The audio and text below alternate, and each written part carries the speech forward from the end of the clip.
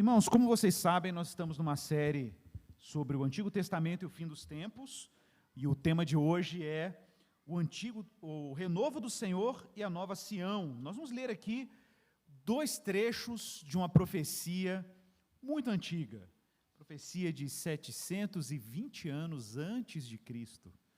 É coisa do passado, mas uma profecia que fala sobre o futuro. Você pode abrir a sua Bíblia no profeta Isaías, capítulo 2, verso 2, ou melhor, 2, verso 1. Nós vamos ler até o verso 5.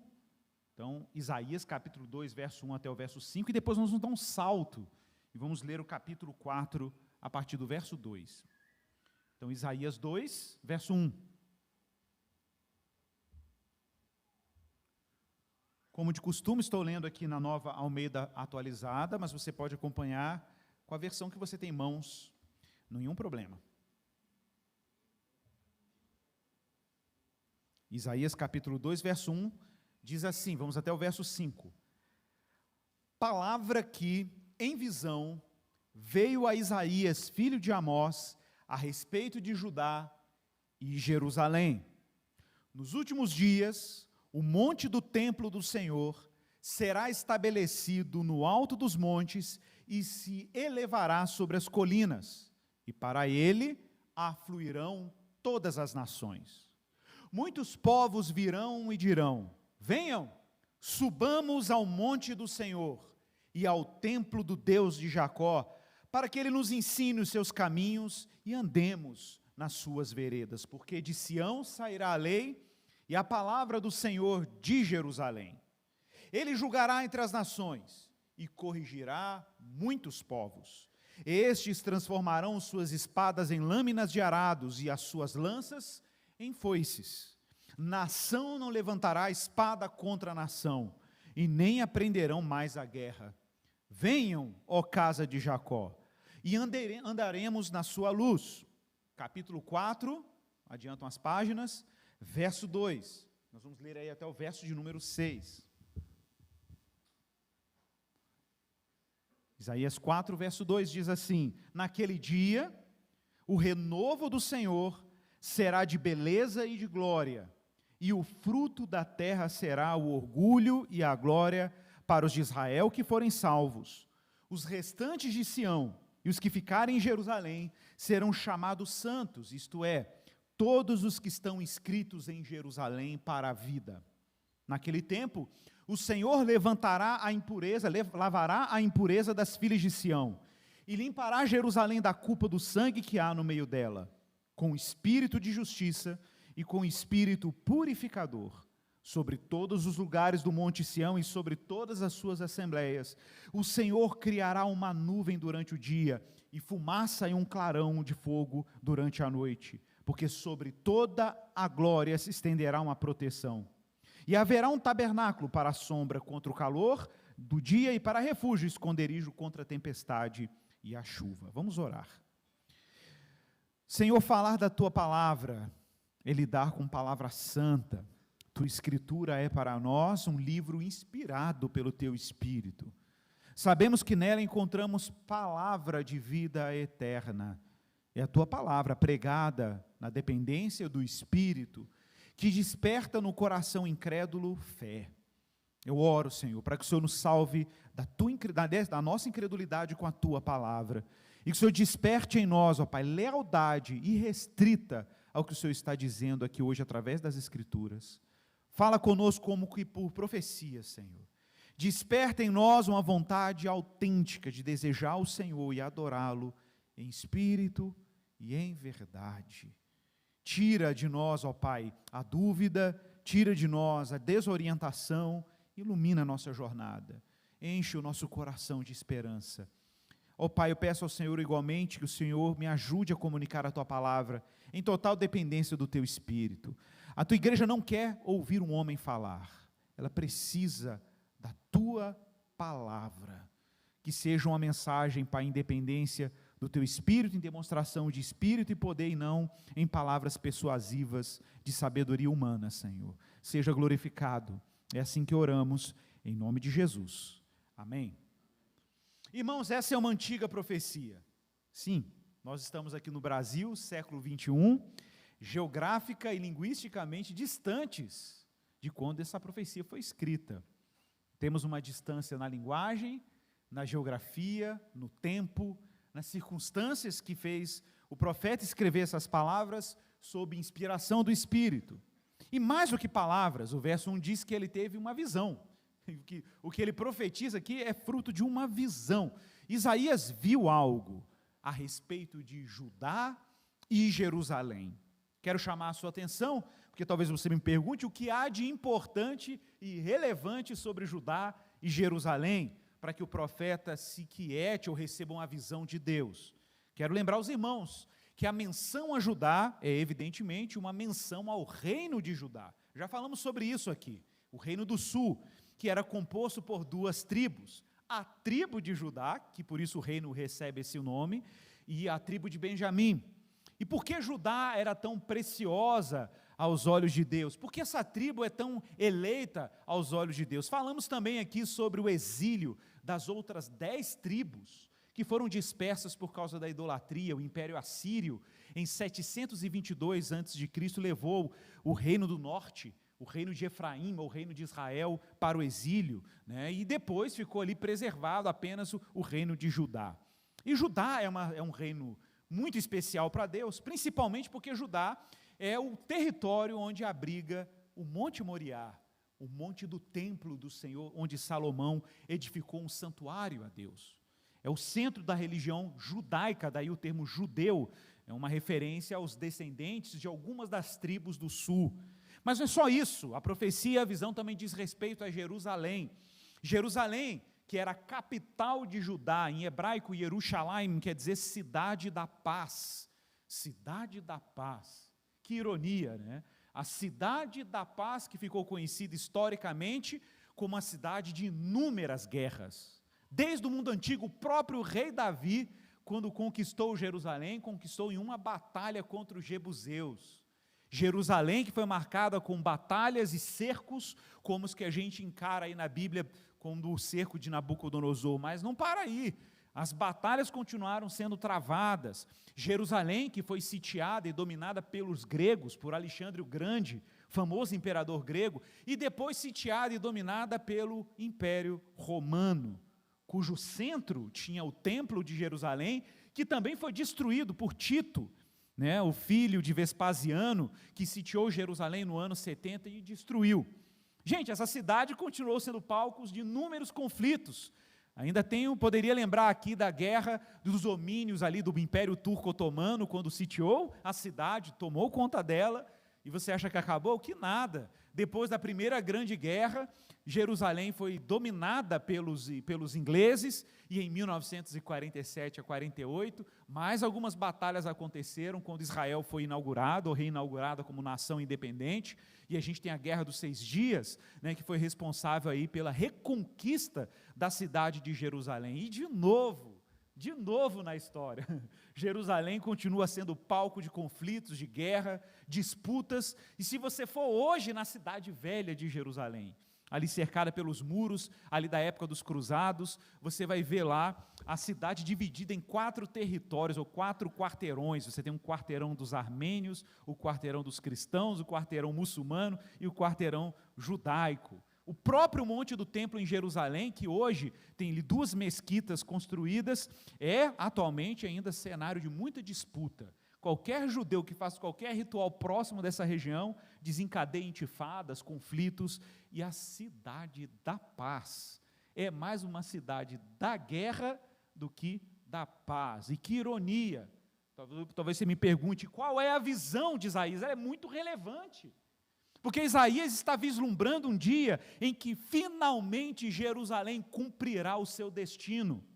Jerusalém, que quando você olhava no mundo antigo, hoje isso é um pouco perceptível, mas no mundo antigo, na antiguidade de Jerusalém, era muito evidente. A cidade tinha 3 grandes montes. Gente, fala de grandes montes, para Minas Gerais é meio complicado, eu sei. É grande na perspectiva do Oriente Médio, ok? Na nossa perspectiva você riria, né? Pensa que Jerusalém, por exemplo, é um monte aí de aproximadamente 700 metros acima do nível do mar. E do lado de Jerusalém, ou melhor, o Monte Sião em Jerusalém, você tem O Monte das Oliveiras, você tem o Monte Moriá, que é o monte onde foi construído o templo, e do lado, um pouco mais para o ocidente, você tem o Monte Sião, que era o monte onde Davi construiu a sua fortaleza. Gente, esses montes, eles eram simbólicos. Todos eles tinham sentido no imaginário e na visão de mundo dos israelitas. O Monte Moriá, você conhece, foi o monte onde Abraão quase sacrificou Isaque, e foi o monte que Davi conquistou para ali construir o templo. Está lá em 2 Crônicas 3. Edificou Salomão o templo no monte chamado Moriá. Ali virou um marco, o centro simbólico de um quase sacrifício. E foi lá que Deus instituiu a sua morada. Do outro lado, você tem o Monte Sião, também conquistado por Davi, onde ele constrói a sua fortaleza. E ali era onde ele governava e regia a nação de Judá, ou o reino de Judá e de Israel, quando eram unificados. O que é simbólico aqui? O que é simbólico é que Jerusalém, composta por esses montes, ela é a cidade do governo, Monte Sião, e a cidade da adoração, o Monte Moriá.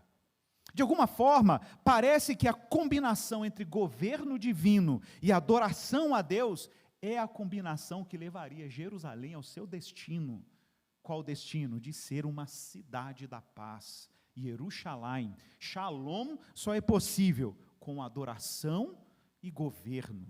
Só quando Deus governasse a partir de Jerusalém, e só quando Deus fosse adorado daquela cidade, que finalmente Deus estabeleceria a paz e cumpriria o destino daquela cidade. Mas até lá, o que se vê? O que se vê, irmãos, é a razão porque eu pulei aí do capítulo 2 e fui para o capítulo 4. Se você olhar com atenção, a partir do capítulo 2, verso 6, em diante, o que você vai ver aí, do capítulo 2, verso 6 até o capítulo 4, verso 1, são previsões de muitas batalhas, muitas guerras, muitos conflitos, juízos divinos. E de repente, no capítulo 4 aparece o chamado renovo do Senhor, que nós vamos falar daqui a pouco sobre ele. Mas veja bem, no verso 2 é dito que nos últimos dias, a visão do profeta é por os últimos dias. Essa é uma expressão hebraica muito comum, aharit, ahayamim, em hebraico, quer dizer os últimos eventos, ou as últimas coisas, obviamente uma menção escatológica. Não é um texto que só aparece, uma expressão que só aparece aqui não, aparece em vários textos do Antigo Testamento. Mas eu quero destacar um detalhe. Eu falei de Judá. Judá é uma tribo especial, já mencionei isso aqui, porque quando Jacó está no Egito, ele chama os seus 12 descendentes, e ele abençoa as 12 tribos que ainda eram famílias, ainda eram homens com suas famílias, depois se tornariam tribos. A gente vê nitidamente que quando Jacó convoca as famílias das 12 tribos, ele diz algo muito interessante, você vai encontrar isso no final de Gênesis, Gênesis 49, e por incrível que pareça, quando Jacó vai abençoar as 12 tribos, ele usa a mesma expressão que apareceu aqui em Isaías, as últimas coisas, aharit hayamim, a mesma expressão. Veja que curioso, Gênesis 49, 1, não precisa abrir, vou só citar. Chamou Jacó a seus filhos e disse, ajuntai-vos e eu vos farei saber o que vos há de acontecer nos últimos dias. As nossas versões colocam nos dias que virão, mas a expressão hebraica é a mesma de Isaías, aharit hayamim, os dias vindouros, ou os últimos dias. A questão é que quando Jacó abençoa as 12 tribos, ele não está simplesmente abençoando famílias, ele está abençoando o destino das tribos de Israel. Ele está abençoando o cumprimento derradeiro dos planos de Deus para as 12 tribos. E aí eu destaco, particularmente, uma bênção que Jacó deu à tribo de Judá. Não sei se você se lembra, se você continuar lendo aí Gênesis 49, veja depois aí a bênção que Jacó dá a Judá, lembrando que é para os últimos dias. Ele diz, o cetro jamais se arredará de Judá. Já falei sobre isso aqui. É a promessa de Deus que Judá estava destinado a ser uma tribo real. A realeza sairia daquela tribo. Gente, esse não era o destino de Levi, da tribo de Efraim, da tribo de Manassés, era o destino de Judá. E quem surge de Judá? Olha, Davi nasce de Judá, Salomão descende de Judá, e a promessa da aliança que Deus fez com Davi, dizendo que o trono de Davi nunca teria fim, que não faltaria rei para o trono de Davi. Então, o compromisso de Deus para com essa tribo é uma promessa de perenidade da sua realeza. Irmãos, se a gente tiver que falar de reino de Deus, e se o reino de Deus passa pela realeza do que Deus prometeu na Bíblia e no Antigo Testamento, tem que passar por Judá. E tem que passar por um descendente de Davi, inevitavelmente. Claro que isso já aponta para nós um cenário. Qual o cenário? Que a visão de Isaías é que o centro do reino de Deus está na cidade da paz, que na cidade da paz acontece adoração e governo, e que a paz que Deus destinou a partir dessa cidade para as nações tem que acontecer no contexto de Judá. Está tudo montado, mas tem mais um detalhe. Na visão de Isaías, no verso 2, diz que nos últimos dias o templo, o monte do templo do Senhor, ele está falando do Monte Moriá, ele será estabelecido no alto dos montes e se elevará sobre as colinas, e para ela afluirão as nações. Veja bem, irmãos, o que a profecia está dizendo é que, de alguma maneira, um monte que não é tão alto, Jerusalém, será elevado sobre as colinas. Essa linguagem é uma linguagem familiar para nós. No livro de Salmos, Salmo 68, verso 16, o poeta do Salmo usa uma linguagem lúdica, em que os montes estão invejando o monte do Senhor. Olha a linguagem: por que olham com inveja, ó montes elevados, para o monte que Deus escolheu para a sua habitação? Salmo 68, verso 16. O Senhor habitará nele para sempre. Você imagina a cena lúdica, ok? Lúdica, os montes. Ô, gente, se a gente fosse falar de um monte elevado, a gente fala Pico da Neblina, Monte Everest, né? Mas existe uma coisa no Monte Moriá que o torna elevado sobre todos os outros montes, e que fazem os outros montes invejá-lo. É que Deus destinou algo para esse monte. Deus destinou fazer sua morada nesse lugar. Esse é o tom do Salmo, e é por isso que o profeta repete que o Senhor elevará essa montanha sobre todas as outras montanhas. E o verso 2 continua: para lá afluirá as nações. Em qual sentido? De que Deus vai fazer as nações marcharem em direção a Jerusalém. E isso, gente, já é um ponto intrigante. Porque, claro, Jerusalém ficou conhecida como a cidade dos judeus, mas agora ela é a cidade das nações? Como isso é possível? Irmãos, isso encontra total consonância com salmos, inúmeros salmos, mas você está só dois. Salmo 67, agora quando eu falo salmo, você tem que ter imaginação, você tem que imaginar que o salmo eram as músicas que os israelitas cantavam. Eram as canções que a congregação de Israel cantava nas suas reuniões solenes. Essa era a música, era a trilha sonora da expectativa dos judeus. O Salmo 67, verso 3 diz assim: louvem-te os povos. Então o destino da adoração era os povos. Louvem-te os povos, ó Deus. Louvem-te todos os povos. Alegrem-se e exultem as nações, pois julgas os povos com justiças, guias na terra as nações. Louvem-te os povos, ó Deus. Louvem-te todos os povos.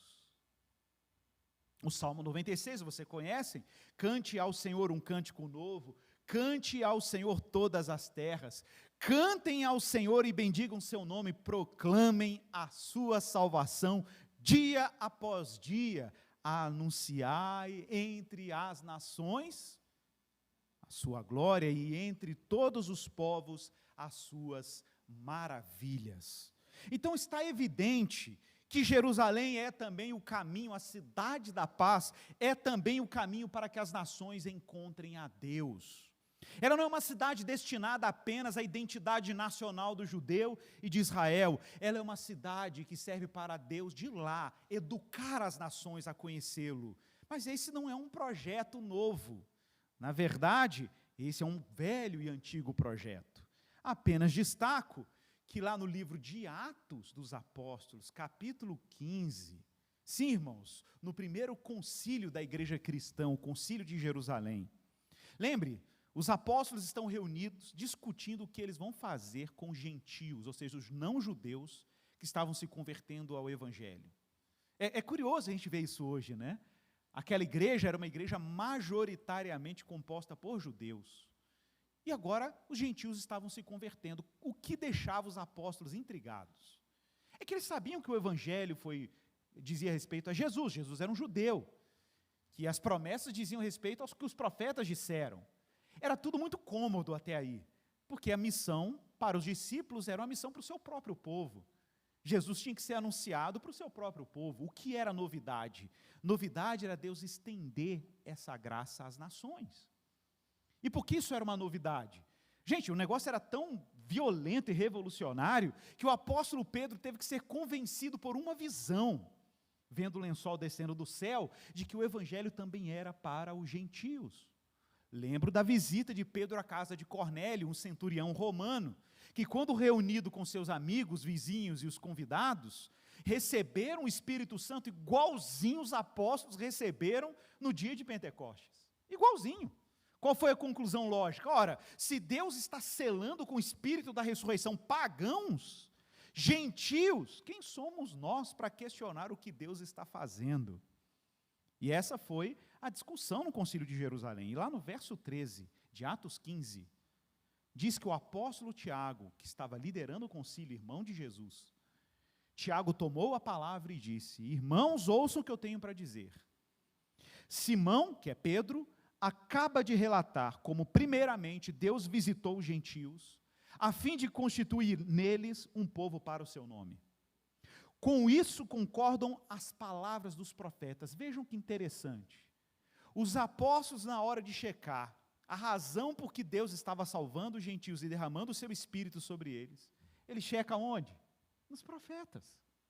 Ele vai para os profetas, e é nos profetas que ele discerne: Deus está querendo estender a sua salvação até os confins da terra. E qual profeta ele lê? Ele lê um trecho do profeta Amós. E ele cita o profeta na íntegra no verso 16. Depois disso, voltarei e reedificarei o tabernáculo caído de Davi. Reedificarei as suas ruínas e o restaurarei, para que o restante da humanidade busque o Senhor juntamente com os gentios, sobre os quais tem sido invocado o meu nome.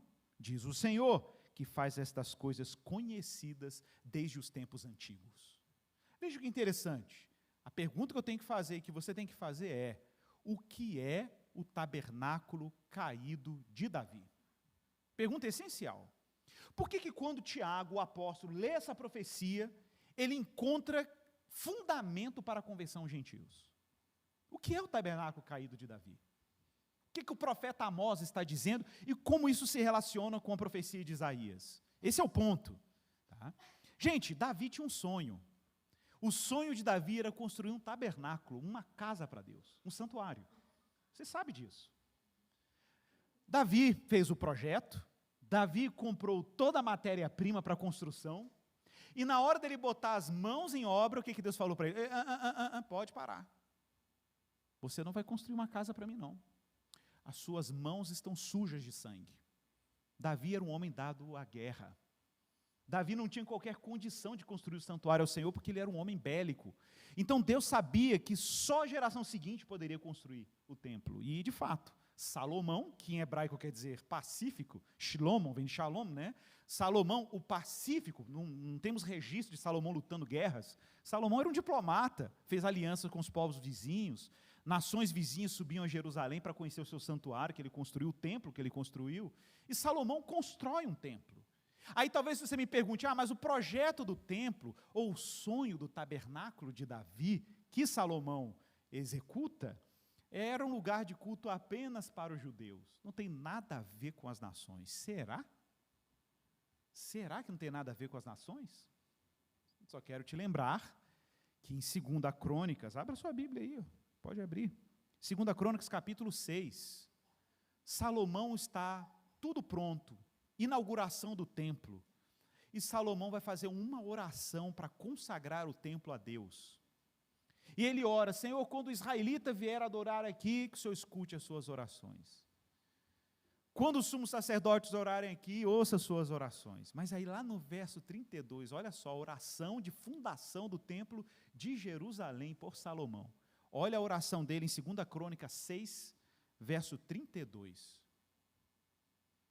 Também ao estrangeiro, olha aí, também ao estrangeiro que não for do teu povo de Israel, porém vier de uma terra distante por amor do teu grande nome, e por causa da tua mão poderosa e do teu braço estendido, quando ele orar voltado para este templo. Quem, gente? O estrangeiro, o gentio, o não judeu, o não israelita. Quando ele orar nesse lugar, ouve tu desde o céu, do lugar da tua habitação, e faze tudo o que o estrangeiro te pedir, a fim de quê? Com qual finalidade?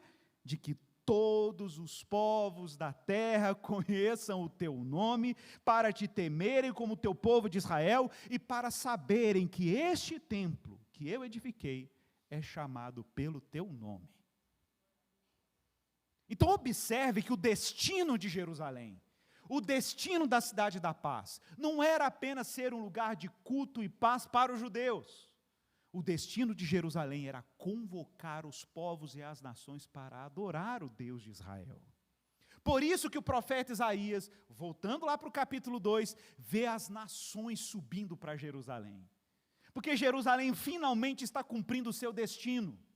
O destino de levar a boa nova para todos os povos. Olha, é bem isso que diz aí no trecho, do versículo 3, não é isso que está escrito na sua Bíblia? Leia aí, versículo 3. Os povos subirão, as nações subirão, Isaías 2:3. E olha o que os gentios dizem, as nações dizem: vamos subir ao monte do Senhor, ao templo do Deus de Jacó. Por que você acha que diz o templo do Deus de Jacó? Por que não falou o templo do Deus de Abraão? Por que não falou o templo do Deus de Isaac?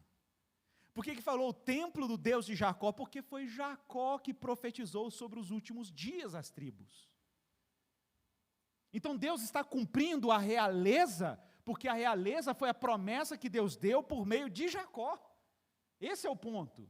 Mas as nações estão dizendo assim: por que as nações querem subir a Jerusalém? Por que as nações estão marchando em direção à cidade da paz? Para que nos ensine os seus caminhos, para que andemos em suas veredas, porque de Sião sairá a lei, e de Jerusalém a palavra do Senhor. Ah, irmãos, aí é o trunfo. É o trunfo por quê? Porque agora a gente consegue entender coisas enigmáticas que Jesus dizia, por exemplo. Irmãos, o próprio Jesus, a caminho da sua paixão, a caminho da sua crucificação, adivinha em que cidade? Jerusalém. Não sei se você sabe, 80% do ministério de Jesus acontecera na Galileia. Não foi na Judéia, onde estava Jerusalém. 2/3 do trabalho messiânico de Jesus, suas curas, seus milagres, seus prodígios, aconteciam onde? Na Galileia. Das raras vezes que Jesus teve que subir para Jerusalém, e a única vez no final do seu ministério que ele foi para Jerusalém, foi para ser crucificado. Foi para ser crucificado. Mas por que tinha que ser em Jerusalém? Por que Jesus não morreu na Galileia, onde ele nasceu? Por que não morreu em Belém? Por que tinha que ser em Jerusalém? Olha, o próprio Jesus, depois de ressuscitar, aparece para os discípulos no caminho de Emaús. Você lembra do texto? Os discípulos não o reconhecem. E Jesus está explicando as Escrituras para os discípulos, e os discípulos continuam míopes, não percebem que é o Jesus ressuscitado. E lá em Lucas 24, olha que interessante, verso 45, diz que lhes abriu o entendimento. De repente, os discípulos no caminho de Emaús têm um entendimento dilatado, e eles começam a compreender as Escrituras, e diz o texto, vejam que legal, Lucas 24, 46, e disse-lhes, Jesus, assim está escrito que o Cristo tinha de sofrer, ressuscitar dentre os mortos no terceiro dia, e que em seu nome se pregasse arrependimento para a remissão de pecados, atenção, a todas as nações, começando, olha o detalhe, começando em Jerusalém. É Jesus quem falou isso para os discípulos, começando em Jerusalém. Te pergunto de novo, por que Jesus está concentrando esse momento crucial da sua ressurreição e do testemunho da sua ressurreição a partir desse lugar, Jerusalém? Por Porque tem profecias aqui. Jesus sabe que aquela cidade foi construída em cima de profecias. Jesus sabia que se os profetas estavam corretos, e ele era o cumprimento do que os profetas disseram, as coisas deveriam começar na cidade da paz. De Sião sairá a lei, e de Jerusalém a palavra do Senhor. Foi o que disse o profeta Isaías. Então Jesus está dizendo para eles, vai começar aqui o negócio. Verso 48. Vocês são testemunhas destas coisas. Eis que envio vocês a promessa do meu Pai. Qual era a promessa? Promessa do Espírito. Mas aí Jesus dá uma dica. Vocês querem receber a promessa? Qual era a dica? Permaneçam na cidade. Ah, não é em Belém, não? Não é na Nazaré, não? Não é na Galiléia, onde todos nós fomos chamados pelo Senhor? Não. Permaneçam na cidade. Até que do alto vocês sejam revestidos de poder. Vocês só saem daqui depois que o poder foi entregue. Aí vocês podem sair pelo mundo. Olha, eu li um trecho de Lucas. Se a gente for para o outro livro que Lucas escreveu, sim, gente, tem um outro livro que Lucas escreveu, além do evangelho que tem o nome dele. O livro de Atos, que é uma continuação de Lucas. Lá em Atos, capítulo 1, verso 8, tem um texto clássico, que inclusive fez os discípulos esperarem o dia de Pentecostes. O que está lá em Atos 1:8?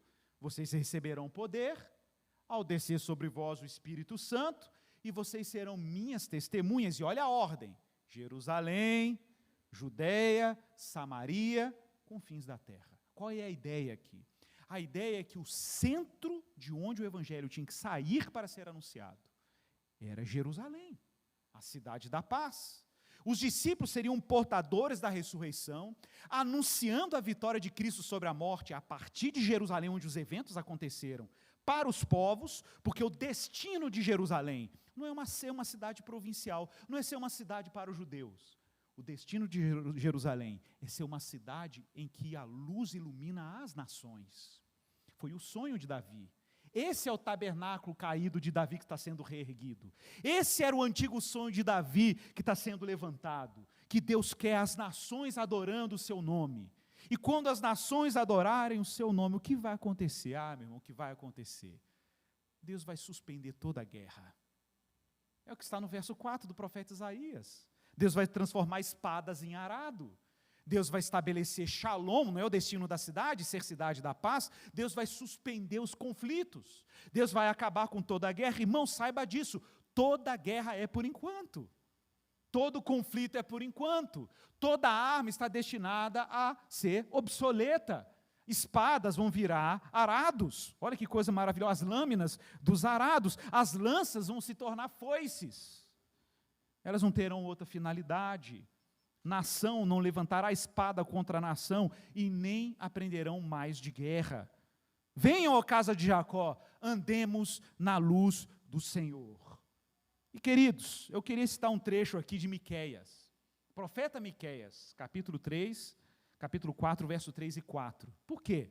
Se você ler Miqueias 4, você vai ver que ele é praticamente um copiar-colar de Isaías capítulo 2. É impressionante. É praticamente uma citação de Isaías, com exceção do verso 4. Que Miqueias adiciona uma outra informação que Isaías não cita. Miqueias está descrevendo o mesmo cenário. Jerusalém, nações, Deus sendo adorado, o reino de Deus estabelecido.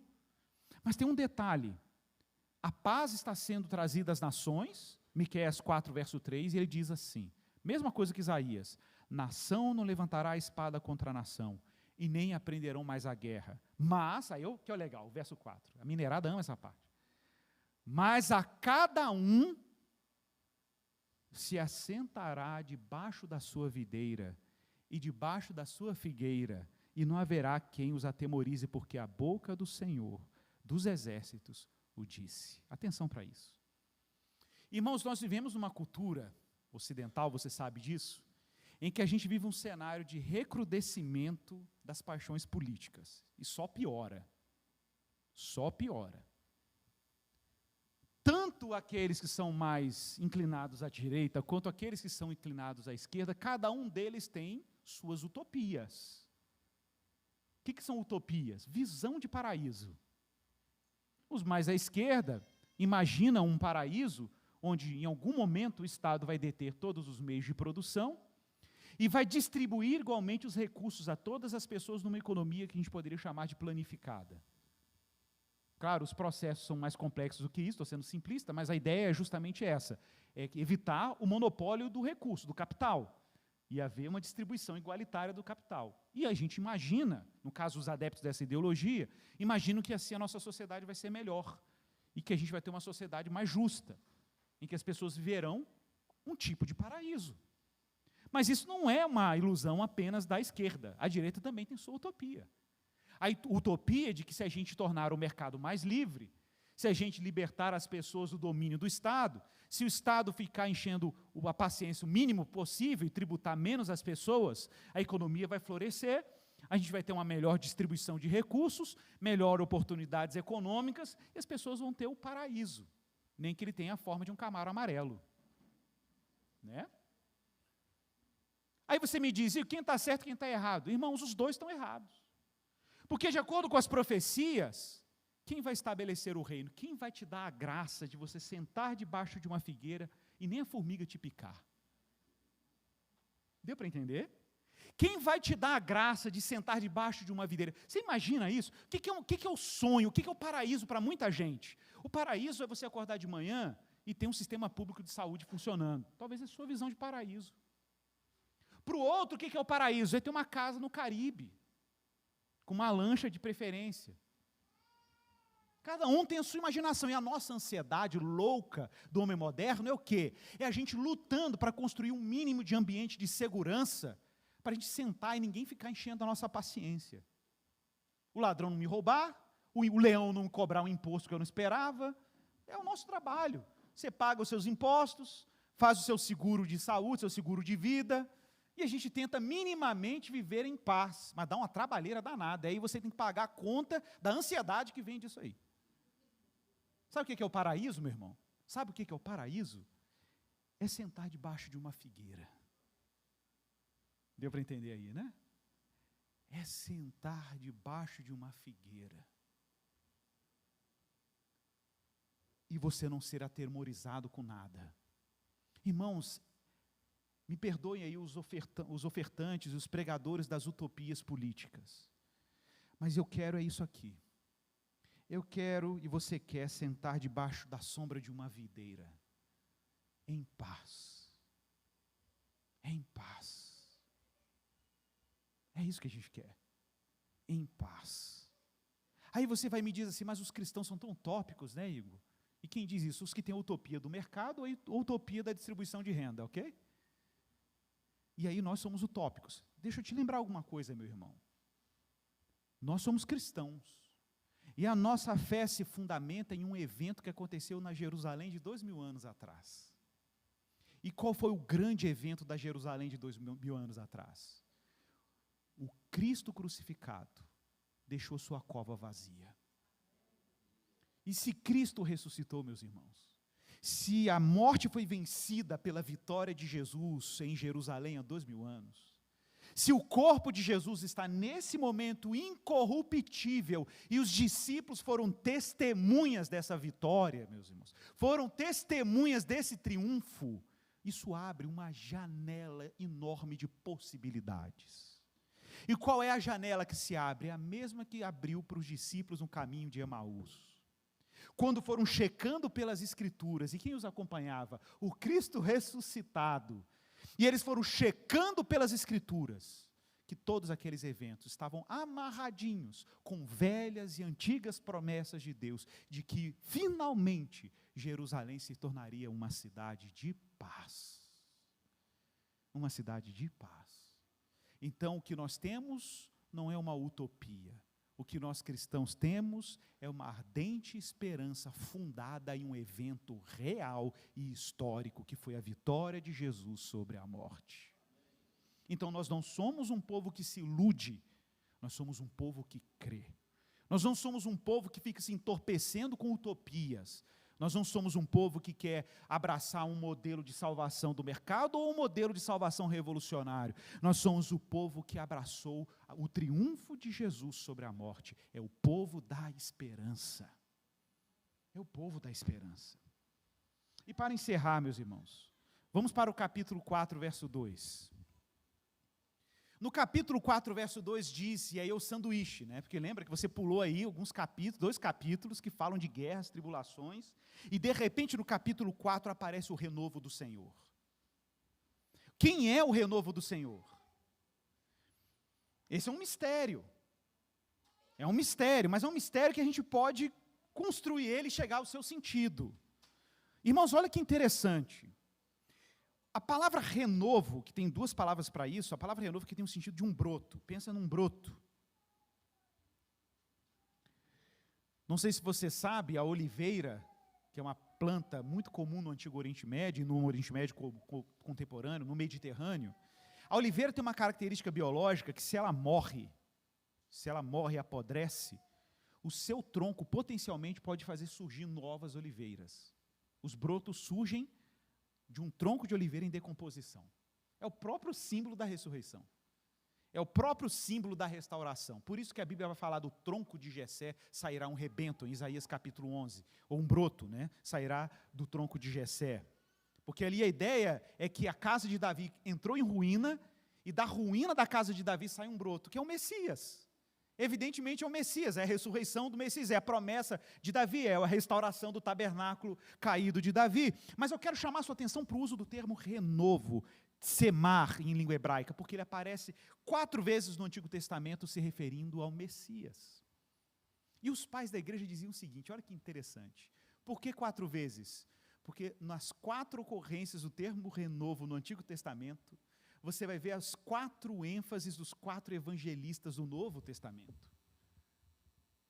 E vou te provar. Mateus. Qual era a ênfase do evangelho de Mateus?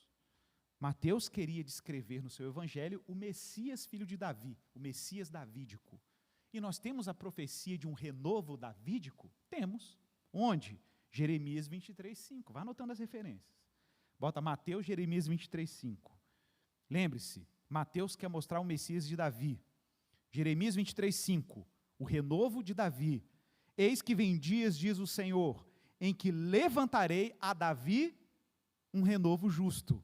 E como rei que é, reinará e agirá com sabedoria e executará o juízo e a justiça na terra. Evangelho de Marcos, qual é a ênfase do Evangelho de Marcos? O Messias servo. Se você não se lembra, em Marcos 10:45, foi onde Jesus falou que ele não veio para ser servido, mas para servir. É o evangelho do servo. É exatamente o que nós encontramos em Zacarias 3:8, o renovo servo. Zacarias 3:8 diz assim, portanto, escute Josué, sumo sacerdote, você e os seus companheiros que estão sentados diante de você, porque estes homens são o sinal do que há de vir. Eis que eu farei vir o meu servo, o renovo. O renovo.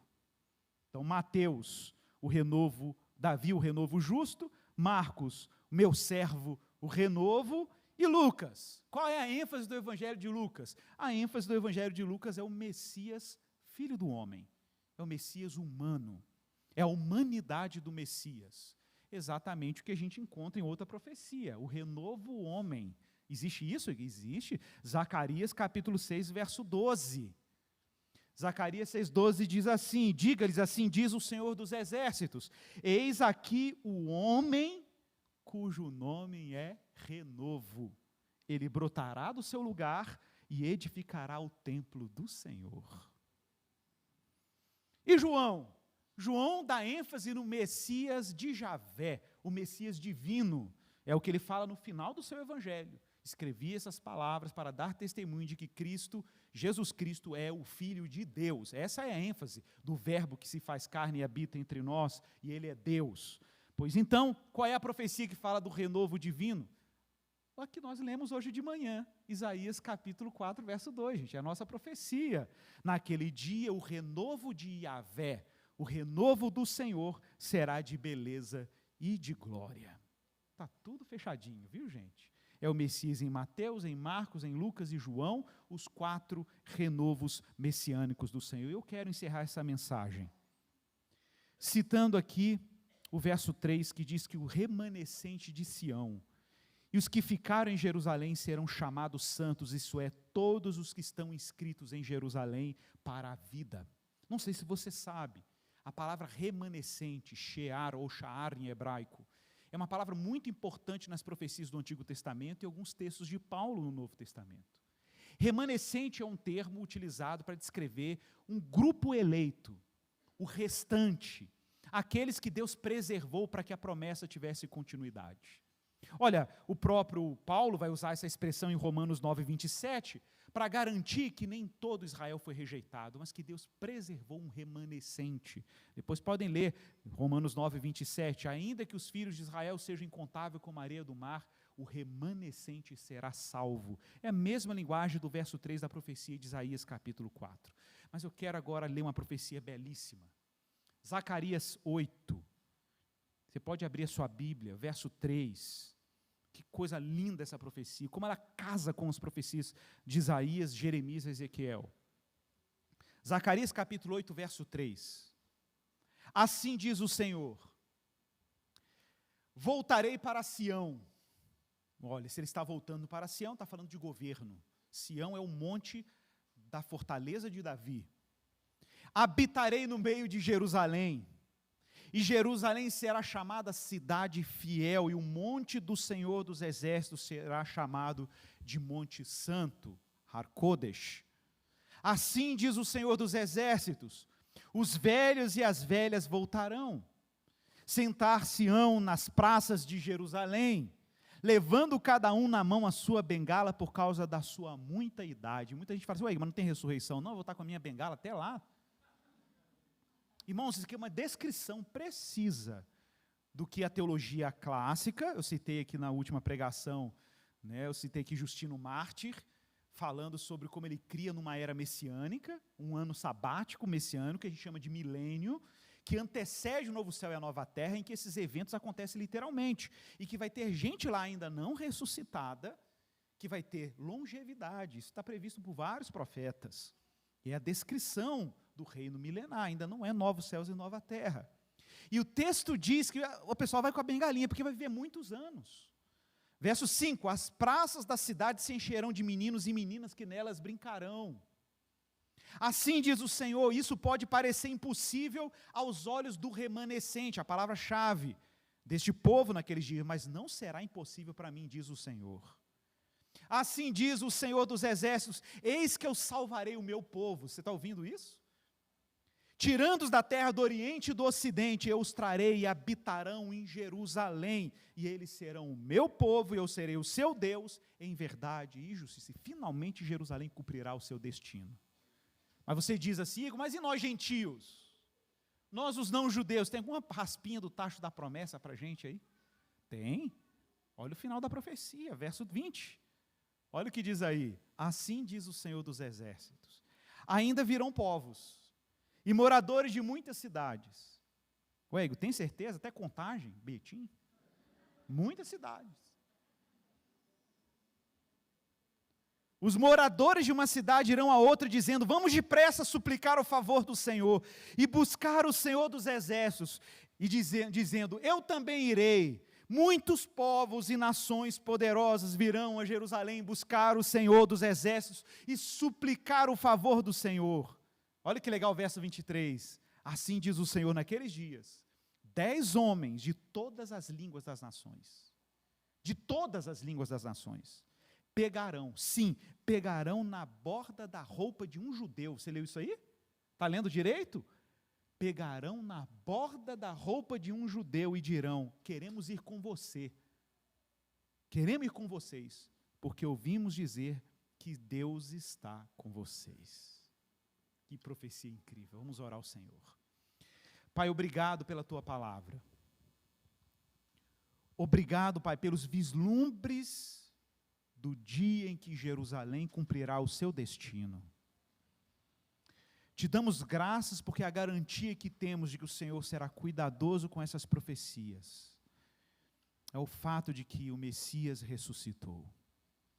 Sim, Deus, um membro da tribo de Judá, um filho de Davi, está imortalizado nesse momento, eternizado à destra de Deus Pai. de onde ele há de vir para julgar os vivos e os mortos. É nele que nós depositamos a nossa confiança, é ele o fundamento da nossa esperança, e foi por ele que fomos selados pelo Espírito para o dia da ressurreição. É confiantes na vitória de Jesus e na expectativa do reino visível do Senhor sobre as nações, que a tua igreja ora hoje. Não é uma igreja que está atemorizada pela morte, não é uma igreja que se ilude com as utopias, mas é uma igreja que fundamenta a sua esperança e fé no triunfo de Jesus de Nazaré, que venceu a morte e tomou nas suas mãos a chave da morte e do inferno. É ele que vai transformar espadas em lâminas de arado, é ele que vai transformar lanças em foices, é ele que fará o seu povo sentar debaixo da figueira, e ninguém há de nos atemorizar. Que tu sejas honrado, Senhor, e o teu nome glorificado em nome de Jesus. Amém. Prepare-se para a ceia do Senhor.